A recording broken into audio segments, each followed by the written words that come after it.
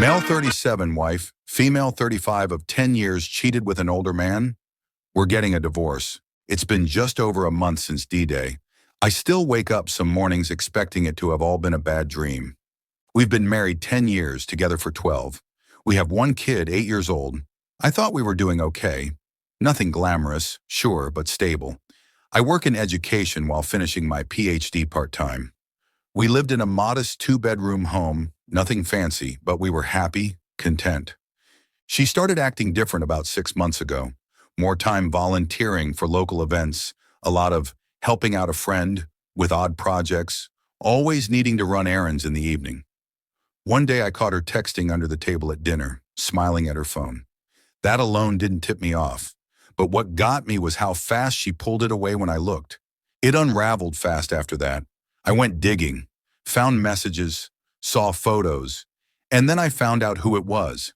The guy is 63, works part-time doing estate sales or something like that.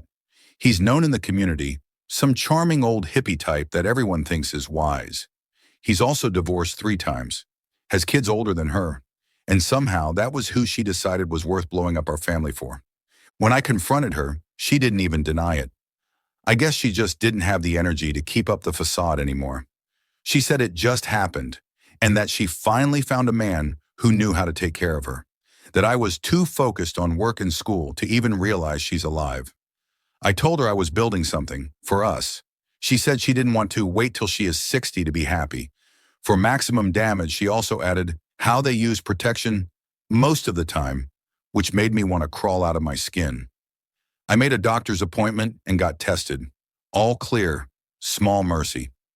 She moved out that night, no fucks given, about me or about our child. I hurried to get my ducks in order. Lawyer was contacted within the week. I've been documenting everything. She shocked me by saying she wants primary custody to minimize transitions and wants alimony until she gets back on her feet. She has a full-time job and makes decent money. I don't think that's going to fly, but I'm braced for a fight. She also admitted she told the AP she's filing, and he wants to be there for her. Of course he does. I haven't told our kid the details, just that mom and dad are going to live in different houses. She's still seeing the guy. They go on walks like they're in a Hallmark movie, but I know reality will hit her eventually. Right now, I'm just numb. I filed 2 weeks ago. The house will likely be sold, and I've started looking at apartments. Update 1? Didn't think I'd be back here, but I saw this post in my saved list and figured maybe an update would help someone. The divorce was finalized about 8 months after D-Day. It was contentious, but we eventually landed on 60-40 custody with me having primary.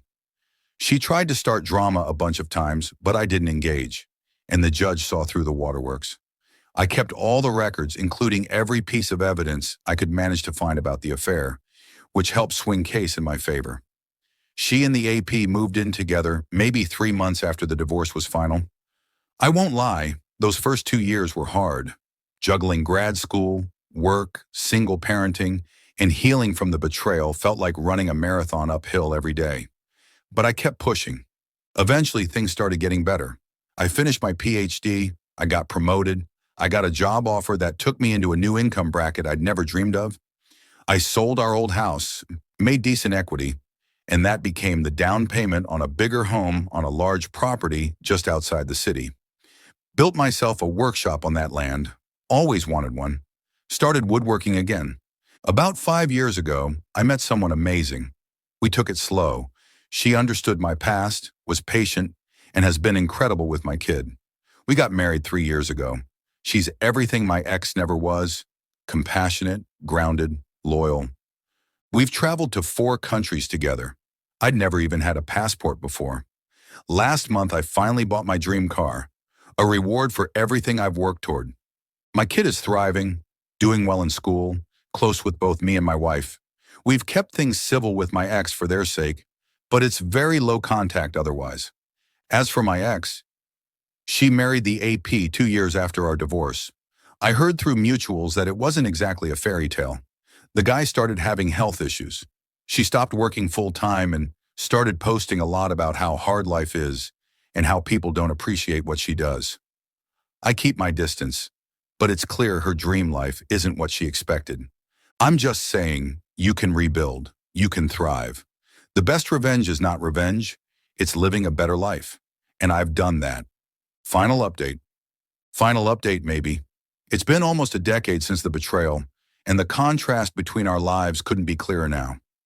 Her affair partner passed away last year. Pancreatic cancer. I kept it quiet when I heard. It wasn't my place to say anything. Our kid still visits her, but less and less. He's even asked to switch to every other weekend instead of split custody. I haven't pushed. Just let him lead. I think he sees the difference in environments now. He sees how calm and stable it is here versus how emotionally heavy things seem at her place. From what I've heard, they never really recovered financially. A P never worked much after retirement, and she was constantly switching part-time jobs. They lived in a small, aging Cape-style home in a cramped urban neighborhood. She's still there, driving a beat-up old Subaru. No second marriage, no career revival. Meanwhile, my life feels like it was forged in the fire of that betrayal. I'm nearly done with my PhD. I'm in the best shape of my life. I've built a stable, fulfilling career. My dream workshop is real and functioning. My dream car is in the garage. My kid is healthy, happy, and still likes being around me, even as a teenager. That alone feels like a massive win. My wife, yes, second and final, is my best friend. Supportive, funny, brilliant. We just celebrated our 5th anniversary with a trip to Iceland. Never imagined I'd be someone who traveled. Never imagined I'd be grateful for what I went through. But I am.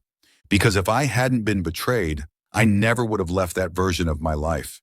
I never would have pushed as hard as I did to become who I am now. I wouldn't have this home, this peace, this beautiful woman beside me on my bed. Sometimes karma doesn't come the way you expect. Sometimes it looks like cancer and regret. Other times it looks like love, property, and peace. To anyone in the trenches right now, hold on. Protect your energy. Keep your chin up. The best revenge isn't loud. It's just living a good life, quietly and consistently. And eventually you'll look back and be glad you didn't settle for less. Comments. This is the healthiest karma post I've read here in a long time. Not because she ended up lonely, but because you didn't make getting even your life's purpose. You made yourself your purpose. Only suggestion, keep the co-parenting boundaries strong as your kid shifts time toward you. No victory laps, no seat moments, just consistency. It's wild how fast teenagers clock where the safe parent is. You did the unglamorous stuff for years and it shows. The thing about karma is it's slow and boring, just daily choices compounding. That's what you did. Practical note, if your ex starts leaning on you now that the AP is gone, keep it strictly about your kid. Grief and regret can make people rewrite history. Don't get pulled into emotional caretaking. You've already done your time. Protect the peace you built.